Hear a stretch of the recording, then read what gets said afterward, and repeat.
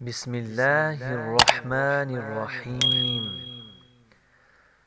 تبارك الذي بيده الملك وهو على كل شيء قدير، الذي خلق الموت والحياة ليبلوكم أيكم أحسن عملا وهو العزيز الغفور، الذي خلق 7 سماوات طباقا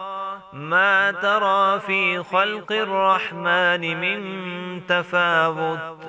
فارجع البصر هل ترى من فطور ثم ارجع البصر كرتين ينقلب إليك البصر خاسئا وهو حسير، ولقد زينا السماء الدنيا بمصابيح وجعلناها رجوما للشياطين وأعتدنا لهم عذاب السعير، وللذين كفروا بربهم عذاب جهنم وبئس المصير، إذا ألقوا فيها سمعوا لها شهيقا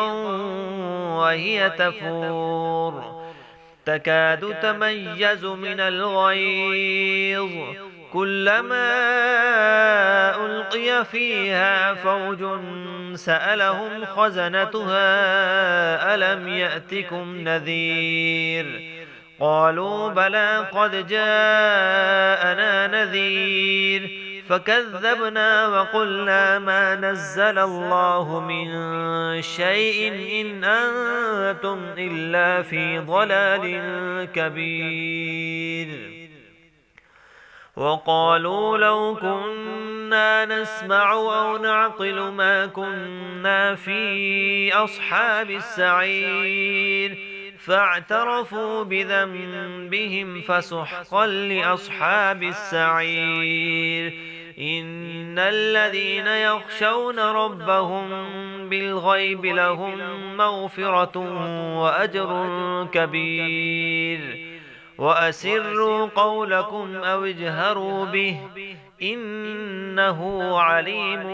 بذات الصدور، ألا يعلم من خلق وهو اللطيف الخبير، هو الذي جعل لكم الأرض ذلولا فامشوا في مناكبها وكلوا من رزقه وإليه النشور،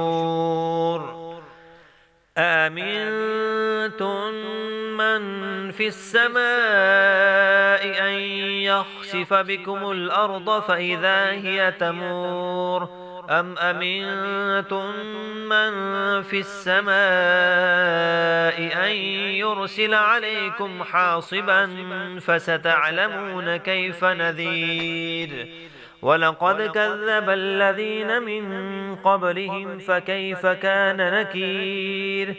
أولم يروا إلى الطير فوقهم صافات ويقبضن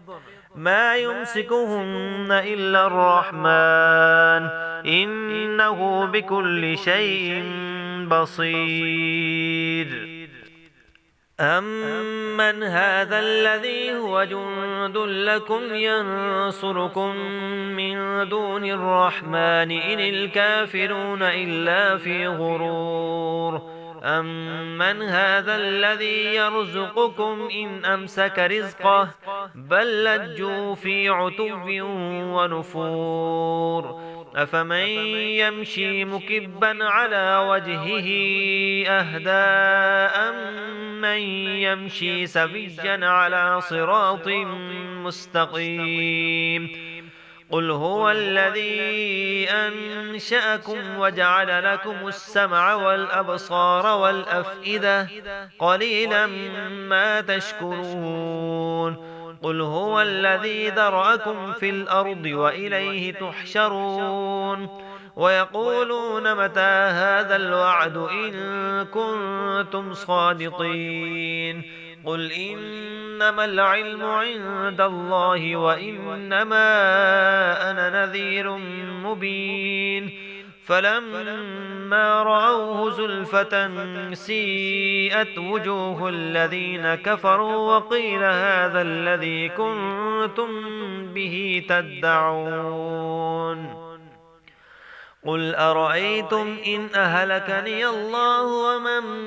معي أو رحمنا فمن يجير الكافرين من عذاب أليم قل هو الرحمن آمنا به وعليه توكلنا فستعلمون من هو في ضلال مبين قل أرأيتم إن أصبح ماؤكم غورا فمن يأتيكم بماء معين